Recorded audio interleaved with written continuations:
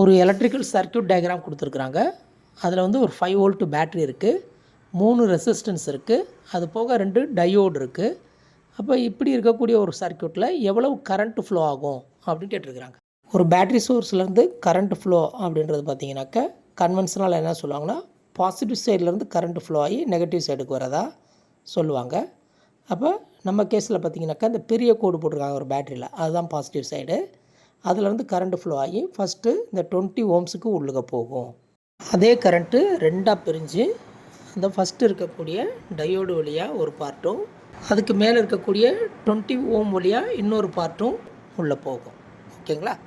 இப்போ இந்த டயோட்ஸ் பொறுத்தளவு பார்த்திங்கனாக்கா கீழே இருக்க டயோடு பார்த்திங்கனாக்கா ஃபார்வர்டு பயாஸில் இருக்குது, மேலே இருக்க டயோடு பார்த்திங்கனாக்கா ரிவர்ஸ் பயாஸில் இருக்குது. அப்படின்னா முதல்ல வந்து ஃபார்வர்டு பயாஸ்னால் என்ன, எப்படி வந்து பேட்டரிக்கு வந்து பாசிட்டிவ் நெகட்டிவ் இருக்கோ அதே மாதிரி டயோடுக்கும் பாசிட்டிவ் பார்ட்டு நெகட்டிவ் பார்ட் இருக்குது.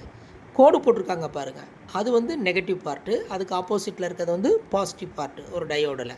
அப்போ positive part of the diode வந்து பாசிட்டிவ் பார்ட் ஆஃப் த பேட்டரியில் கனெக்ட் பண்ணியிருந்தால் அது வந்து ஃபார்வர்டு பயாஸ். ஓகேங்களா? ஆட்டோமேட்டிக்காக நெகட்டிவ் பார்ட் வந்து நெகட்டிவ் பார்ட்டில் கனெக்ட் ஆகிருக்கும் இல்லையா? இதுக்கு மாற்றி உல்ட்டாவாக பண்ணியிருந்தோம்னா அதுக்கு பேர் ரிவர்ஸ் பயாஸ். அதாவது டயோனுடைய நெகட்டிவ் பார்ட் வந்து பேட்டரியோட பாசிட்டிவ் பார்ட்டில் கனெக்ட் பண்ணியிருந்தால் அதுக்கு பேர் ரிவர்ஸ் பயாஸ். ரிவர்ஸ் பயாஸில் வந்து கரண்ட் ஃப்ளோ எப்போயுமே 0. ஓகேங்களா? அப்போ மேலே இருக்கக்கூடிய அந்த 20 ஓம் வழியாக கரண்ட் ஃப்ளோ இருக்காது.